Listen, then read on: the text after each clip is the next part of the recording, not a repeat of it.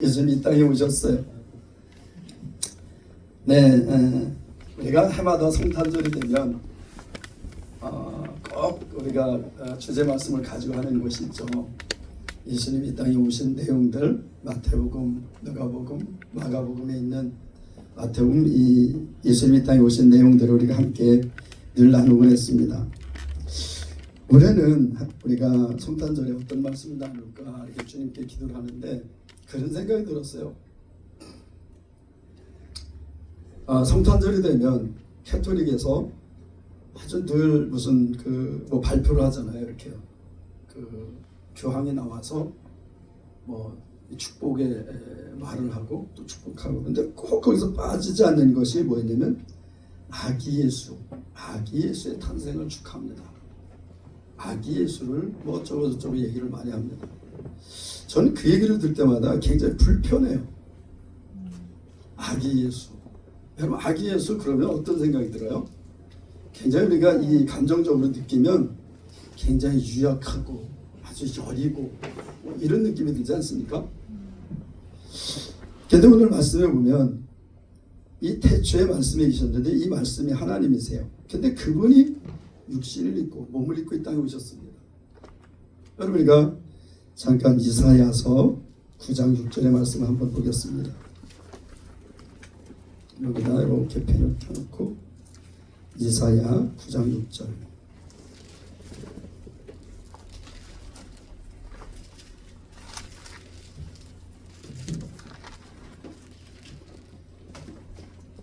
이사야서 9장 6절의 말씀을 한번 보겠습니다.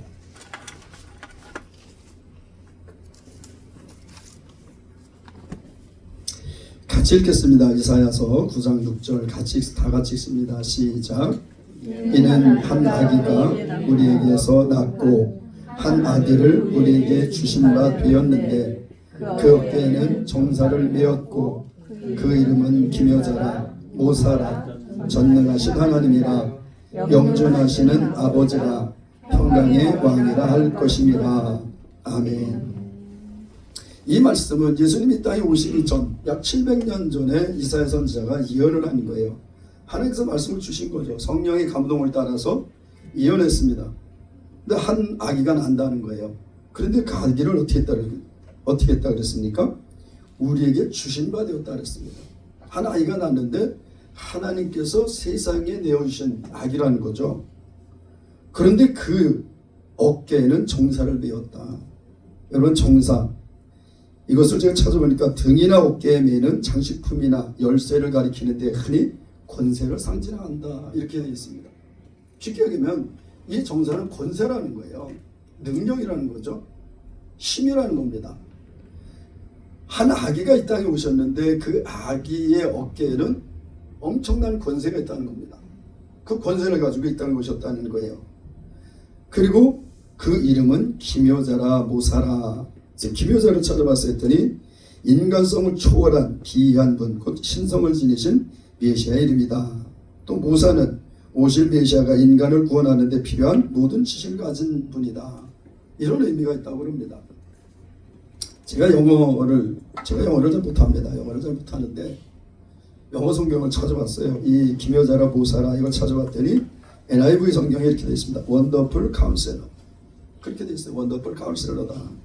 놀라운 조언자다, 뭐 훌륭한 상담가다, 뭐 이런 의미로 이렇게 기록되어 있습니다. 여러분, 한 아기가 이 땅에 왔는데 그 아기는 그냥 평범한 아기가 아니라 권세를 가지고 왔고 정말 놀라운 능력을 가지고 그리고 이 땅에 오셨다는 겁니다. 그런데 그분이 어떤 분이냐? 전능하신 하나님이다. 그렇습니다. 예수님은 전능하신 하나님이라는 거예요. 여러분, 우리가 육축에도 여호와의 증인들이 있는데 이 여호와의 증인들은 예수님은 하나님이라고 인정하지 않습니다. 그러면 예수님은 어떤 분이냐? 하나님의 첫 번째 피조물이라고 해요. 첫 번째 피조물. 근데 오늘 분명히 말씀하고 있습니다. 예수님은 전능하신 하나님이십니다. 그 하나님께서 오늘 우리가 읽은 요한복음 1장 1절에 있는 말씀처럼 태초에 하나님과 함께 계셨다가 그분은 이 땅에 생명으로 빛으로 오셨습니다. 그분이 바로 예수 그리스도세요. 여러분, 우리가 크리스마스 그러면 요즘에는 많은 사람들이 예수님을 생각하기보다는 산타나 뭐 이런 다른 것들을 생각해요. 저도 어렸을 때보다 청년 때 성탄절만 되면 좋았어요. 되게 즐거웠습니다. 왜? 노르니까 친구들 만나 재밌게 놀잖아. 저 이렇게 청년 초기에는 제가 20대 초에는 예수님을 몰랐어요. 안 믿었습니다. 그래서 성탄절마다 어떻게 돼요? 친구들과 몰려다니면서 술집으로 다니고 그냥 즐거운 날이었어요. 그냥 왜? 친구들 만나서 먹고 즐기고 노니까 그냥 성탄절이 그래서 그냥 즐거웠던 겁니다.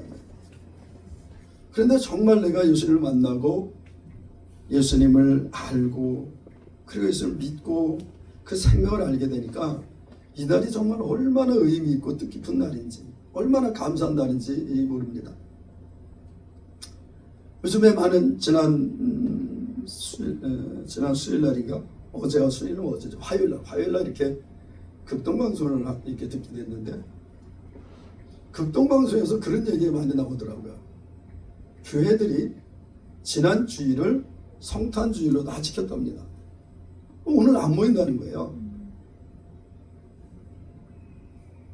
그래서 가만히 생각해 보니까 이제 자꾸 모이는 게 귀찮은 거예요. 그러니까 그냥 그 주에 그냥 성탄이 있으면 성탄이 낀 그 주에 그냥 성탄주의를 그냥 지키고 말자. 그래서 수많은 교회들이 오늘 이 땅에 오신 예수님을 축하하고 그 은혜를 기억하고 예배로 모이는 것이 아니라 그냥 주일날 그냥 대충 모여서 그냥 주일 예배 겸 그냥 성탄 예배 겸 이렇게 모였다는 거예요. 전 그 얘기를 들으면서 참 안타까웠습니다. 히브리서 보면 형제들아 너희는 사람과 사는 걸 격려하고 모이기를 피하는 어떤 사람들의 습관과 같이 하지 말고 그날이 가까울수록 더 그리하라 그랬어요. 더 모이라 그랬습니다. 모임을 더 만들지 못할 망정 그리스도 안에서 모임을 자꾸 하나하나 폐지해가는 거예요. 그런 소식을 들으면서 참 제 스스로 굉장히 씁쓸했습니다. 제가 어렸을 때 아니라 예수님을 믿고 첫 번째 성탄절을 맞이했을 때예요. 저 이제 섬에서 근무할 때인데 성탄절을 맞이했는데 그때 목사님이 설교한 그 말씀이 지금도 기억이 납니다. 다른 거 다 잊어버렸어요. 근데 한 가지 딱 지금도 기억하는 말씀이 있습니다. 그게 뭐냐면 어떤 사람이 쓴 시였어요. 시였는데 그 시 내용도 다 기억하지 못해요. 근데 한 가지 기억을 딱 하는데 그게 뭐냐면 교회의 불빛은 화려해져만 가는데 문 밖에서 떨고 계신 아기 예수요.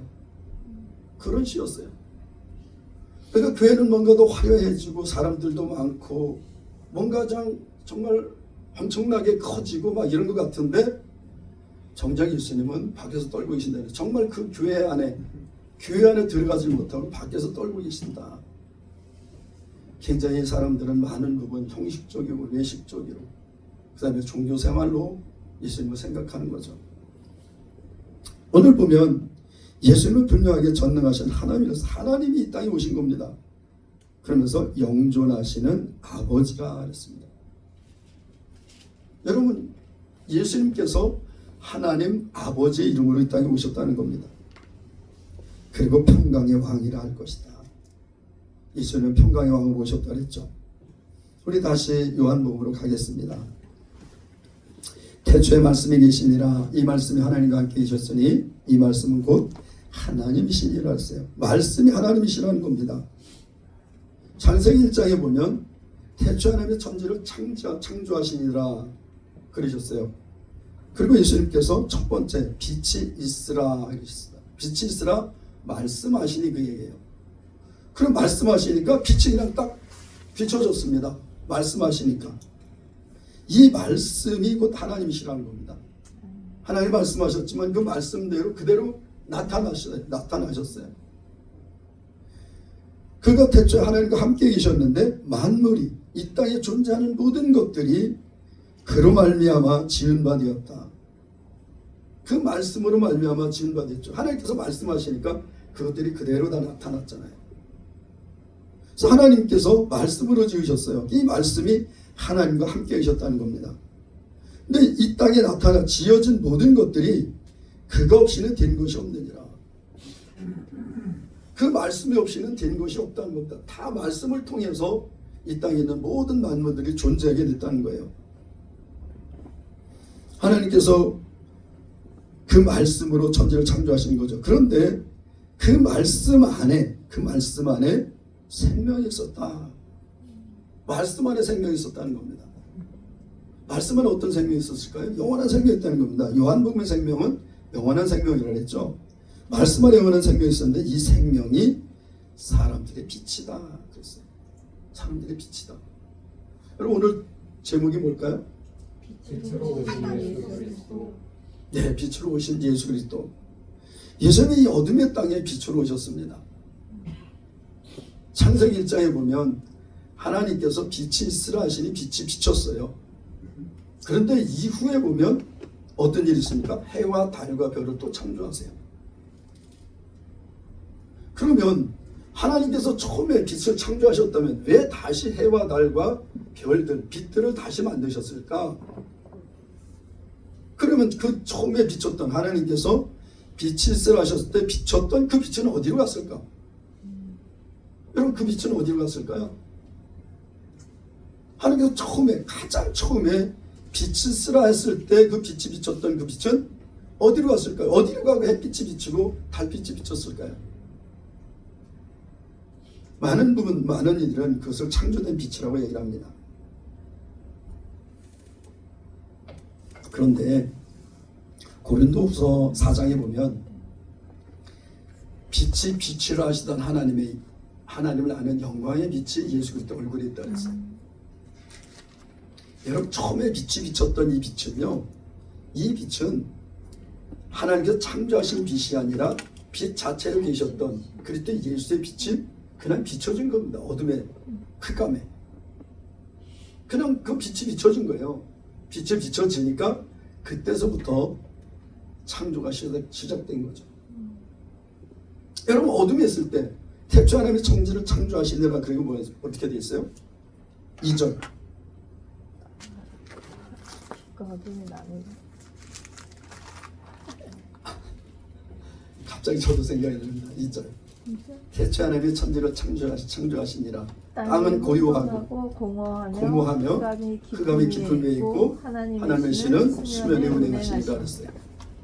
여러분 하나님께서 천지를 창조하실 때 이미 있었습니다. 이 땅들이. 그래서 어떤 성경학자들은 그렇게 얘기해요. 재창조론이다. 먼저 땅이 있었는데 그 땅이 타락해서 어두워졌다. 근데 뭐 그런 거 다 그래 성경에 그게 없으니까 어쨌든 하나님께 창조하실 때 존재했던 땅이 있었는데 그 땅이 어떻게 됐다고요? 혼돈하고 공허. 혼돈했다는 겁니다. 공허했다, 텅 비었다는 거예요. 흑암.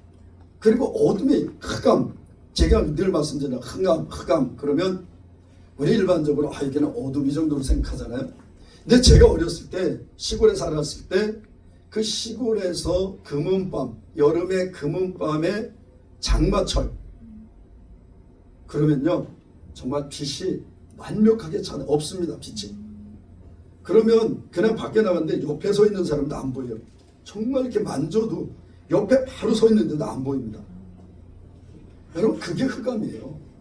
지금은 뭐 그 조그만 빛이라도 있고 다 이제 밝잖아요. 근데 저 어렸을 때는 시골에는 정말 금은밤에 장마기의 금은밤은요 진짜 옆에 누가 서 있어도 안 보여요. 그게 철저한 흑암입니다. 그게 흑암인 거예요. 완전한 어둠 가운데 이 땅이 있었어요. 그때 빛이 딱 그 어둠 가운데 빛이 비쳤습니다. 빛이 비치니까 어떻게 됐어요? 빛이 비치니까 그때부터 질서가 잡히기 시작했습니다.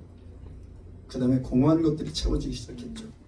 혼돈한 것들이 질서를 잡기 시작했습니다. 여러분 우리가 일반적으로 세상에 믿지 않는 자들에 대해서 많이 정죄하고 판단합니다. 왜 세상이 이래? 저 사람은 왜 저럴까? 아니 왜 저렇게 세상이 악할까? 이런 거 판단할 거 없어요. 왜? 빛이 없어서 그래. 빛이 없어서. 여러분 빛이 비치기 전에 땅이 어땠다고요? 혼돈하고 공허하고 어두운 깊음이 있었다 그랬습니다. 그 예수님을 만나지 못한 세상에 비춰 생명이 비치신 예수님이 이 땅에 오시기 전 그를 만나지 못한, 예수를 만나지 못한 사람들은 이 태초에 공허한 상태, 흑암이 깊음 위에 있고 혼돈한 상태 그대로 있는 겁니다. 이들은. 그래서 그들은 자기가 하는 일이 뭔지도 몰라요. 그런데 이 어둠의 땅에 하나님께서 그 빛을, 인간들에게 그 빛을 보내셨어요. 예수님 이 땅에 오셔서 생명의 빛으로 세상의 빛으로 오셨습니다.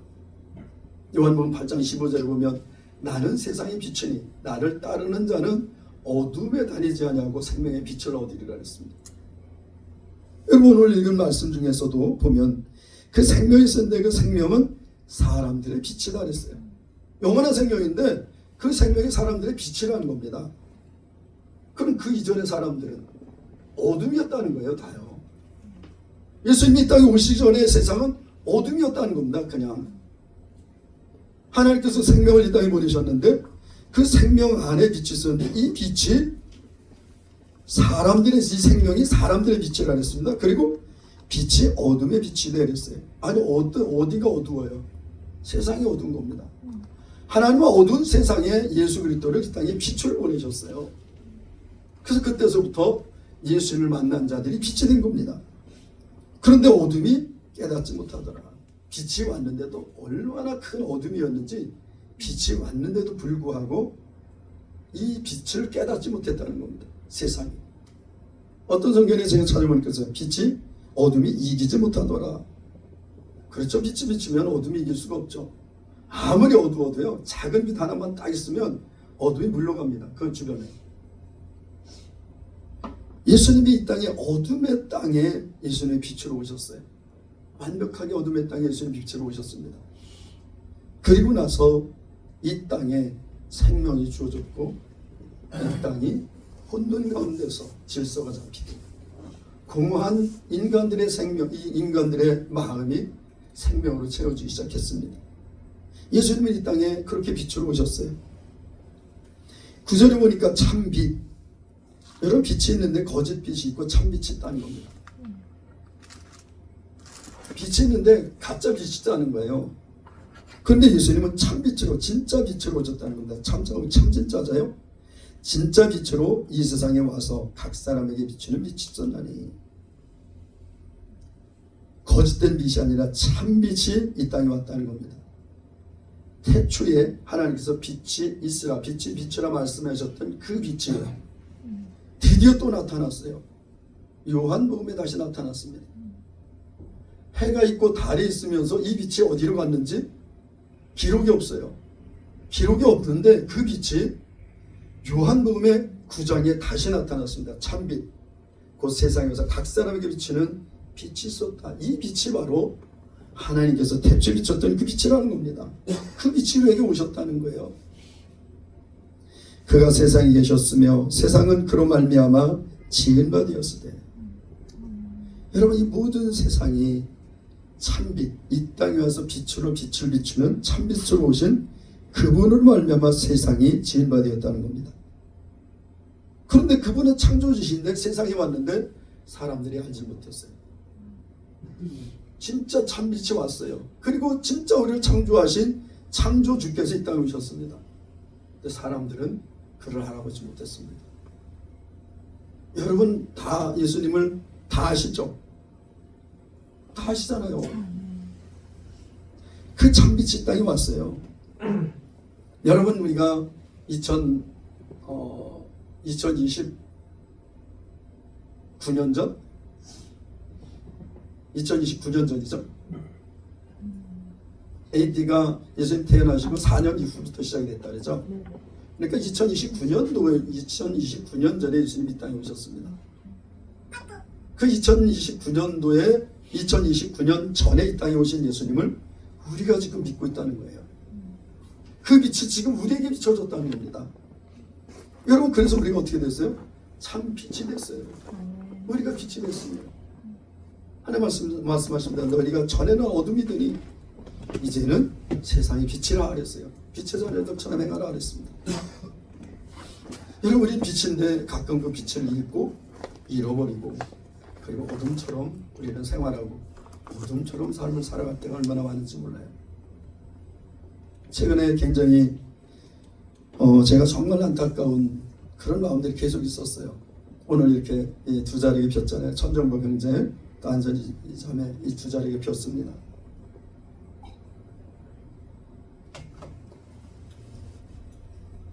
정말 어둠이었죠, 그분들이. 그리고 예수님을 만나고 빛이 됐습니다.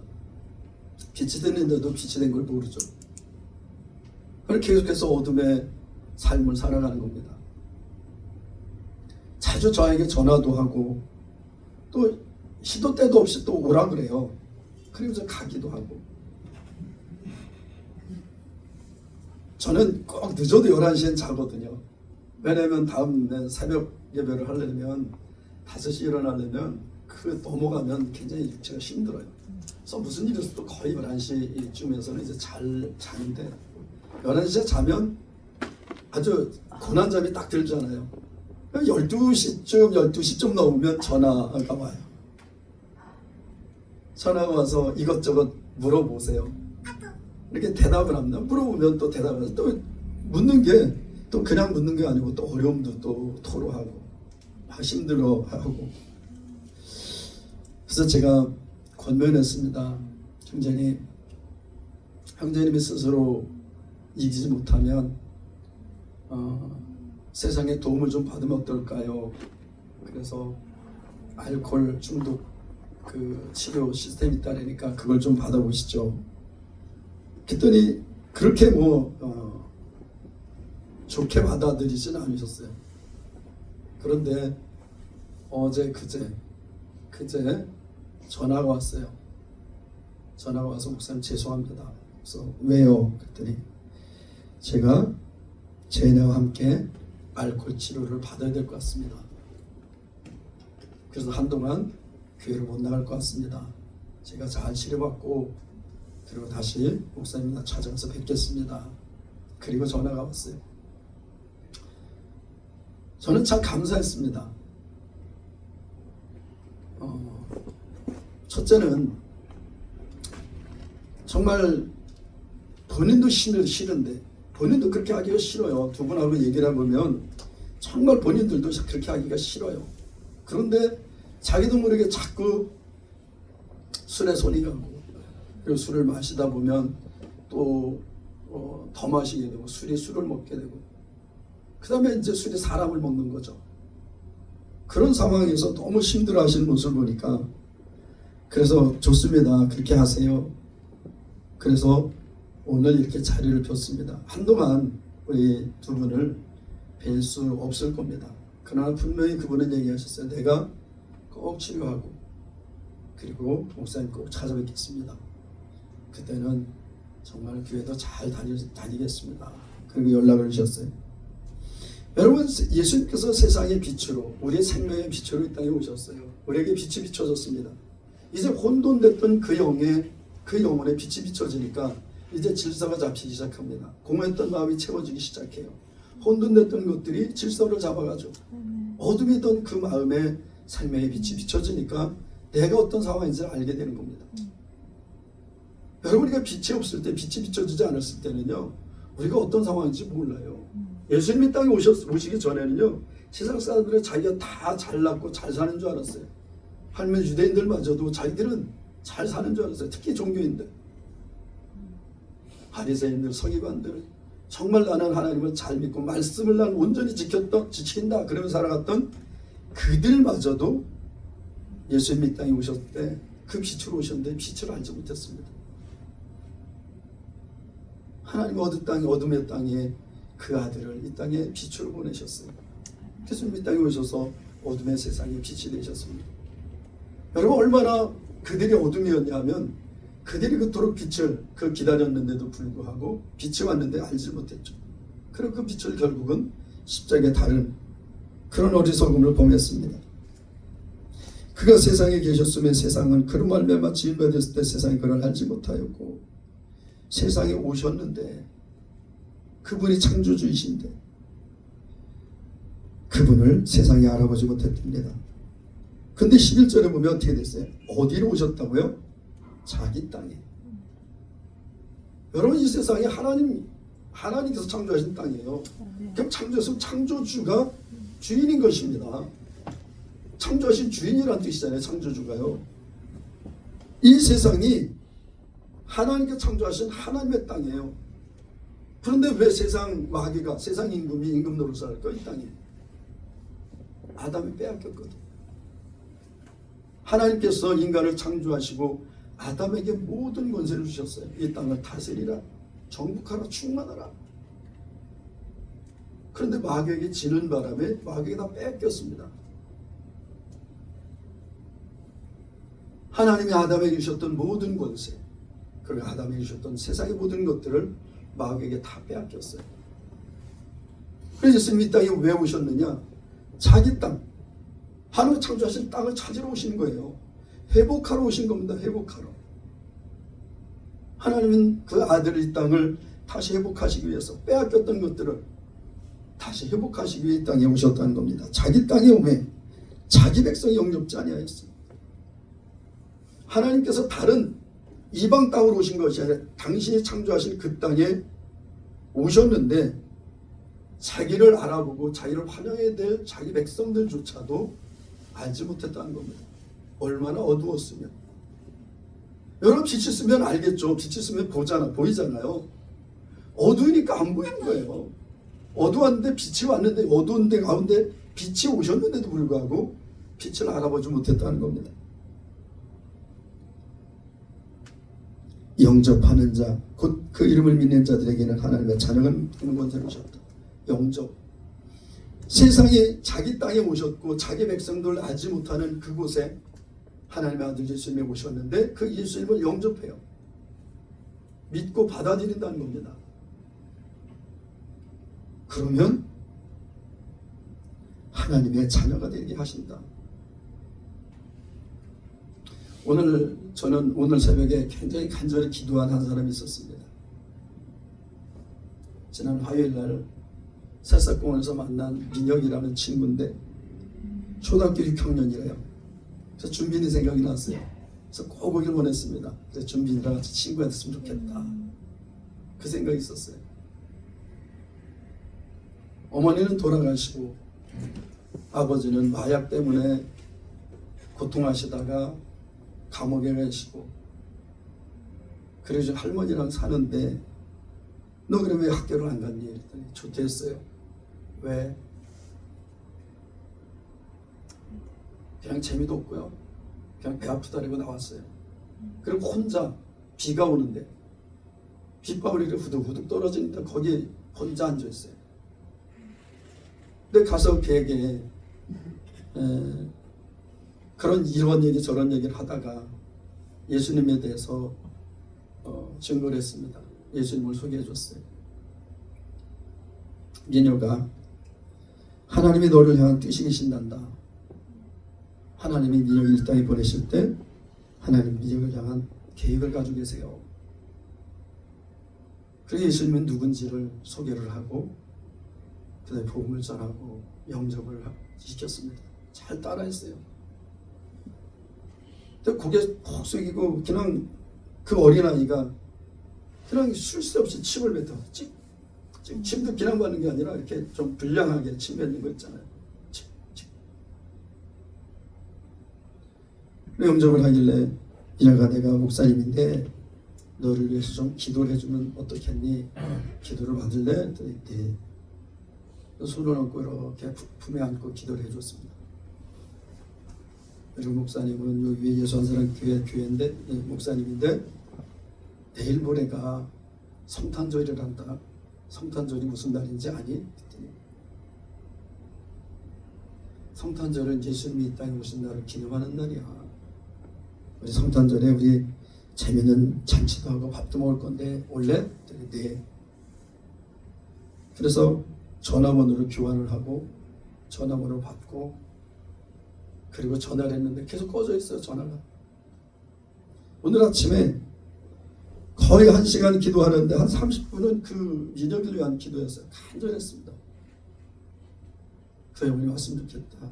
그 어둠에 정말 어둠에 매였던 그 생명 가운데 생명의 빛이신 예수님께서 그 생명의 빛을 비추셨는데 이제는 어둠에 나와서 빛이 되고 하나님께서 부르신 뜻을 위해서 살아가는 그런 자녀가 됐으면 좋겠다. 여러분, 우리가 하나님의 자녀 된다는 것은 무엇으로도 될 수 없습니다. 어떤 다른 방법, 어떤 것으로도 하나님의 자녀가 될 수가 없어요. 하나님의 아들이신 예수 그리스도의 생명을 받으면 하나님의 자녀가 되는 거예요. 예수 그리스도의 생명을 받는다는 것은 예수님을 나의 주로 나의 구주로 믿는 겁니다. 그럴 때 하나님의 생명, 그 예수 그리스도 안에는 영원한 생명이 우리 안에 들어오죠. 그 그리스도의 빛이신, 세상의 빛이요 생명의 빛이신 참 빛이신 예수님이 우리 안에 들어오시는 겁니다. 그래서 우리가 빛이 되는 거예요. 하나님께서 그래서 너희가 전에는 어둠에 드니 이제는 세상의 빛이라고 말씀하신 거죠. 그냥 나 믿었으니까 너희들 빛이야, 뭐 그게 아니라 그 빛이 우리 안에 들어왔어요. 그래서 우리가 세상의 빛이라는 겁니다. 혈통으로나 육정으로나, 아니 아무리 좋은 혈통을 가지고 아무리 좋은 어떤 것을 가지고도 우리는 하나님의 자녀가 될 수가 없어요. 사람의 뜻으로 나올 수가 없습니다. 오직 예수 그리스도를 믿을 때 우리는 하나님께로서 난 자들이 되는 거고, 많은 사람들은 특히 이단들은 그런 얘기해요. 예수가 무슨 하나님의 아들이냐, 그러면서 나름대로 이 논리를 가지고 있죠. 여러분, 예수님은 진짜 하나님이라고 분명히 성경에 기록되어 있습니다. 빌립보서 2장에 보면 너희는 이 마음을 품으라 곧 그리스도 예수의 마음이니 그는 근본, 아주 근본으로 본질적으로 하나님의 본체시라 했습니다. 하나님의 본체시라 했어요. 예수님이요. 그 하나님의 본체이신 예수님이 빛으로 세상에 오셨습니다. 그날이 바로 그날은, 오늘이 그날이 아니라 그랬죠. 오늘은 예수님이 이 땅에 오신 날이 아니에요. 그날은 알 수 없습니다. 어느 날 오셨는지 정확하게. 그러나 오늘을 예수님이 이 땅에 오신 날로 정해서 기념하는 겁니다. 그래서 우리가 모여서 예수님이 이 땅에 오신 것을 환영하고 우리가 기념하고 주님께 나가는 거죠. 14절의 결론입니다. 1절에 태초에 말씀이 계시니라. 이 말씀이 하나님과 함께 계셨으니 이 말씀은 곧 하나님이시니라. 그런데 14절에 이 말씀이 육신이 되어, 태초에 계셨던 말씀, 천지를 창조하신 그 말씀이 육체를 입고 오셨다는 겁니다. 인간의 연약한 육체를 입고 오셨다는 거예요. 그래서 어떻게 됐어요? 우리 가운데 거하셨어요. 예수님이 땅에서 사람들 사이에 계셨어요. 그냥 사람들이 몰려다닐 때 예수님 그 가운데 계셨습니다. 그 가운데 함께 계셨죠. 이 글을 쓴, 요한복음을 쓴 요한은 예수님과 함께 다녔으니까, 사람들 속에 예수님과 함께 있었으니까 말씀이 육신이 돼서 우리 가운데 함께 거하셨어요. 우리가 그 영광을 보니 아버지의 독생자의 영광이요 은혜와 진리가 충만하더라. 여러분, 충만, 제가 몇 번 설명했죠. 이 충만은 이 컵이 가득 찬 것을 충만이라고 얘기하지 않는다 그랬어요. 그럼 충만은 뭐냐? 이 컵을 큰 그릇에다 넣고 이 컵에다가 물을 부어. 그럼 이 물이 넘쳐서, 이 물이 넘쳐서 큰 그릇을 다 채운 상태. 여기만 찬 것이 아니라 큰 그릇 안에다가 이 컵을 넣고 컵에다가 물을 부어서 이 물이 넘쳐서 그 큰 것을 다 채운 상태. 이게 충만이라고 합니다. 그러니까 여기 은혜와 진리가 충만하다는 것은 온 세상을 다 덮었다는 거예요. 예수님 한 육체로, 한 인간으로 이 땅에 오셨지만 그분의 은혜는, 그분의 충만함은 세상을 다 덮고 세상을 다 채워도 남는다는 겁니다. 그분이 우리가 믿는 하나님의 아들 예수님이세요. 여러분, 우리는 그분, 그 예수 때문에 우리는 어둠에서 빛이 되었고, 여러분, 그 예수 때문에 우리는 사망에서 생명으로 옮겨졌습니다. 영원한 심판, 지옥에서 우리는 영원한 나라, 행복의 나라, 그 하나님의 나라로 우리를 옮겨졌어요. 사랑의 아들의 나라로 옮겨졌습니다.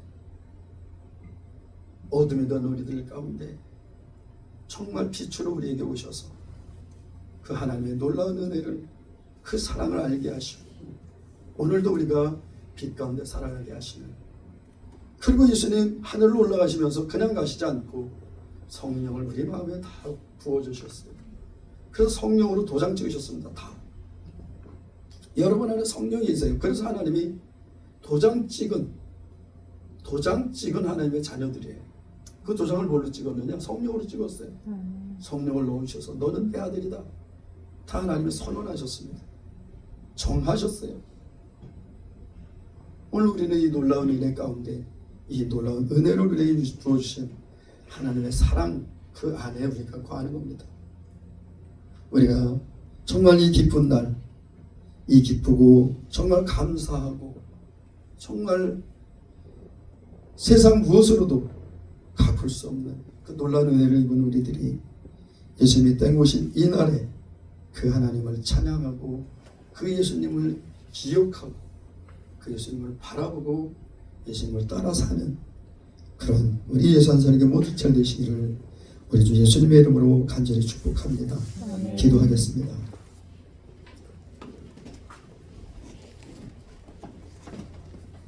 사랑의 하나님 아버지, 감사합니다. 2000년 전 이 땅에 정말 빛으로 그 아들을 보내셨습니다. 어둠에 매여 사망에 매여 고통하는 이 땅에 생명의 빛이요 세상의 빛으로 그 아들을 보내셨는데, 그 하나님의 아들 예수 그리스도께서 오늘 우리에게 오셔서 우리를 빛으로 바꾸시고 정말 빛으로 살 수 있도록 우리를 이끄시고 구원해 주심을 감사합니다. 하나님 아버지, 이 시간 모든 찬양과 존귀와 영광을 하나님 아버지와 우리 주 예수 그리스도께 올려드립니다. 하나님 아버지 영광 받으소서. 감사합니다. 예수님 이름으로 기도합니다.